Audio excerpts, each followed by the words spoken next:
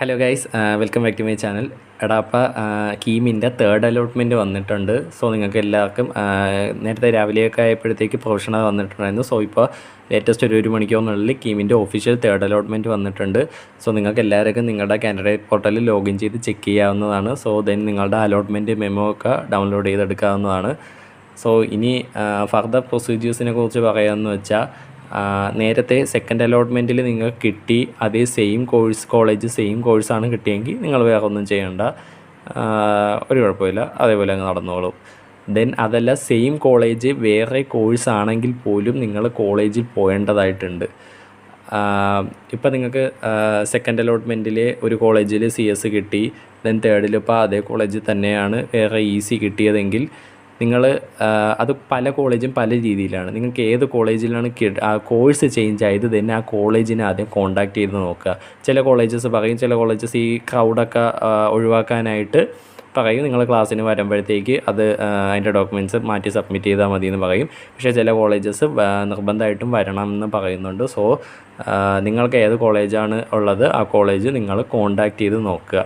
Then ഇപ്പോൾ currently date എന്ന് പറയുന്നത് 10, 11, 12 തീയതികൾ 3 ദിവസം മാത്രമേ ഡോക്യുമെൻറ്റ് വെരിഫിക്കേഷൻ ഡേറ്റ് ഉള്ളൂ. 13-ാം തീയതി തൊട്ട് ക്ലാസ്സസ് ഓറിയൻറ്റേഷനൊക്കെ സ്റ്റാർട്ടാവുകയാണ്.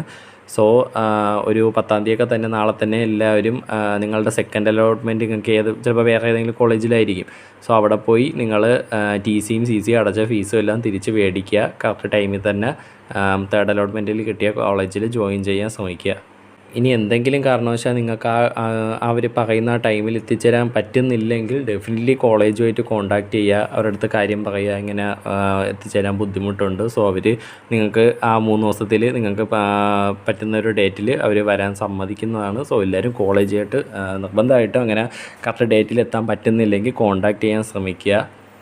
പിന്നെ അവിടെ കുറേ പിള്ളേർ വന്ന സ്പോട്ടിൻ്റെ കാര്യമൊക്കെ ചോദിച്ചിട്ടുണ്ടായിരുന്നു. ലാസ്റ്റ് 2 വർഷമായിട്ട് 2 ഇയറായിട്ടും സെൻട്രലൈസ്ഡ് സ്പോട്ട് അഡ്മിഷൻ നടക്കുന്നുണ്ടായിരുന്നു. നമ്മുടെ ഗവൺമെൻറ് എഞ്ചിനീയറിംഗ് കോളേജ് തൃശ്ശൂരിൽ വെച്ചായിരുന്നു നടന്നിട്ടുണ്ടായിരുന്നത്. പക്ഷേ ആസ് ഓഫ് നൗ ഇപ്പോൾ ഇൻഫർമേഷൻ കിട്ടുന്നതനുസരിച്ച് ഈ ഇയറിൽ സെൻട്രലൈസ്ഡ് സ്പോട്ട് അഡ്മിഷൻ ഉണ്ടാവത്തില്ല. കാര്യമെന്ന് വെച്ചാൽ ഇപ്പോൾ ഓരോരോ കോളേജ് അവർ separate college wise spot admission announce ചെയ്തിട്ടുണ്ട്. ഈവൻ CET ആയാലും മോഡലായാലും ഒക്കെ അനൗൺസ് ചെയ്തിട്ടുണ്ട്. CETയുടേത് ഓഫ്ലൈനായിട്ട് രജിസ്റ്റർ ചെയ്യണം, പക്ഷേ മോഡലിൻ്റെത് അങ്ങനെയല്ല. നേരത്തെ ഓൺലൈനായിട്ട് രജിസ്റ്റർ ചെയ്തവർക്ക് മാത്രമേ അവരുടെ സ്പോട്ടിൽ പാർട്ടിസിപ്പേറ്റ് ചെയ്യാൻ പറ്റുള്ളൂ. സോ ഓരോരോ കോളേജ് ഇങ്ങനെ അനൗൺസ് ചെയ്യുന്നുണ്ട്. സോ ഇതെല്ലാം അറിയാനായിട്ട് നിങ്ങൾക്ക് ഏത് കോളേജിലാണ് സ്പോട്ടിൽ ആ കോഴ്സ് ഓപ്റ്റ് ചെയ്യാൻ താല്പര്യം, സോ ആ കോളേജിൻ്റെ എല്ലാം വെബ്സൈറ്റിൽ പോയി നോക്കുക. അവരതിൻ്റെ ഡീറ്റെയിൽസ് ഇൻഫർമേഷൻ എല്ലാം കൊടുത്തിട്ടുണ്ട്. CETയിൽ 13 മറ്റോ ആണെന്ന് തോന്നുന്നു സ്പോട്ട് അഡ്മിഷൻ. മോഡലിലും അങ്ങനെ തന്നെയാണ്. ഞാൻ CETയിൽ മോഡലിൽ മാത്രമേ കണ്ടുള്ളൂ, വേറെ ഏതെങ്കിലും കോളേജിൽ പബ്ലിഷ് ആയിട്ടുണ്ടാകുമെന്ന് അറിയില്ല. സോ എല്ലാവരും നിങ്ങൾക്ക് വേണ്ട കോളേജിൽ സ്പോട്ട് അഡ്മിഷന് പാർട്ടിസിപ്പേറ്റ് ചെയ്യാൻ താല്പര്യമുണ്ടെങ്കിൽ പോയി എല്ലാവരെയും കോളേജ് വെബ്സൈറ്റ് ഒന്ന് ചെക്ക് ചെയ്യുക. ദെൻ അടുത്ത പറയാനുള്ളതെന്ന് വെച്ചാൽ, കുറേ പേര് വന്ന് ചോദിച്ചിട്ടുണ്ടായിരുന്നു തേർഡ് അലോട്ട്മെൻറ്റിൻ്റെ ലാസ്റ്റ് റാങ്ക് ഡീറ്റെയിൽസ് കിട്ടുമോ എന്ന് ചോദിച്ചിട്ടുണ്ടായിരുന്നു. അത് ഒരിക്കലും തേർഡ് അലോട്ട്മെൻറ്റിൻ്റെ ലാസ്റ്റ് റാങ്ക് ഡീറ്റെയിൽസ് അവൈലബിൾ ആക്കത്തില്ല. ലാസ്റ്റ് ഇയറിലത് അവൈലബിൾ ആക്കിയിട്ടുണ്ടായിരുന്നില്ല. 2023 മാത്രമാണ് ഫസ്റ്റ്, സെക്കൻഡ്, തേർഡ് അങ്ങനെ കണ്ടിന്യൂസ് ആയിട്ട് നടന്നത്. 2024 ഫസ്റ്റ്, സെക്കൻഡ് കഴിഞ്ഞ് ദെൻ ഇതേപോലെ തേർഡിന് സെപ്പറേറ്റ് ആയിട്ട് അലോട്ട്മെൻറ്റ് അപ്ലൈ ചെയ്യാനുള്ളൊരു ഓപ്ഷൻ ഉണ്ടായിരുന്നു. സോ അത് അവർ അവൈലബിൾ ആക്കാത്ത കാര്യം എന്ന് വെച്ചാൽ, ഇപ്പോൾ ഒരു എക്സാമ്പിൾ പറയുമെന്ന് വെച്ചാൽ, ഇപ്പോൾ ഈ CETയിൽ CS ഒരു 500 റാങ്ക് റേഞ്ച് വരെയാണ് പോയിട്ടുണ്ടായിരുന്നതെന്ന് വെച്ചോ. ദെൻ തേർഡിലോട്ട് വരുമ്പോൾ അവിടെ ഒരു 1-2 സീറ്റേ മറ്റേ ഉള്ളൂ.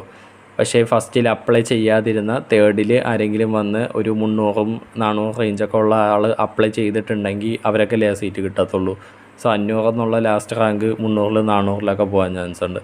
സോ അത് ഭയങ്കര കൺഫ്യൂഷൻ ഉണ്ടാക്കുന്ന ഒരു കേസാണ്. സോ അതുകൊണ്ട് നിങ്ങൾക്ക് തേർഡ് അലോട്ട്മെൻറ്റിൻ്റെ ലാസ്റ്റ് റാങ്ക് ഡീറ്റെയിൽസ് ഒരിക്കലും അവൈലബിൾ ആവത്തില്ല.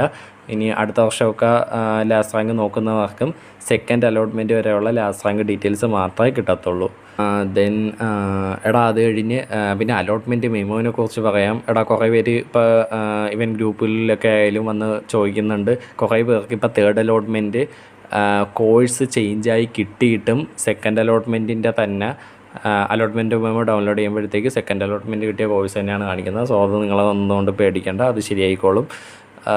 ഇന്നിപ്പോൾ വന്നേ ഉള്ളൂ. അതിൻ്റെ ഒരു ചെറിയ ബഗ്ഗാണ്. അതൊരു നാളെ ഒരു വിത്തിൻ നാളേക്കാകുമ്പോൾ ശരിയാവൂടാ. ദെൻ തേർഡ് അലോട്ട്മെൻറ്റിൽ ഫ്രഷായി കിട്ടിയവർക്ക് അവർക്ക് ഏത് കോളേജാണോ ഏത് കോഴ്സാണ് കിട്ടിയത് അത് കറക്റ്റായിട്ട് അലോട്ട്മെൻറ്റ് മെമ്മോയിലുണ്ട്.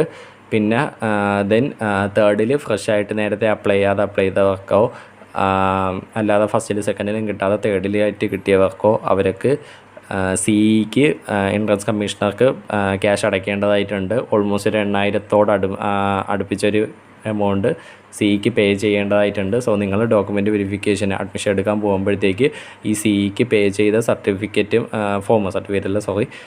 സിഇക്ക് പേ ചെയ്ത ഫീസിൻ്റെ റെസിപ്റ്റും എല്ലാം കൊണ്ടുപോകാൻ ശ്രദ്ധിക്കുക. സോ പേയ്മെൻറ്റ് ചെയ്യാൻ ആരും മറക്കാണ്ടിരിക്കുക. അത്രയൊക്കെ ഉള്ളൂ. വീഡിയോ ഇഷ്ടമായ ലൈക്ക് ചെയ്യുക, സബ്സ്ക്രൈബ് ചെയ്യുക. Thanks for watching.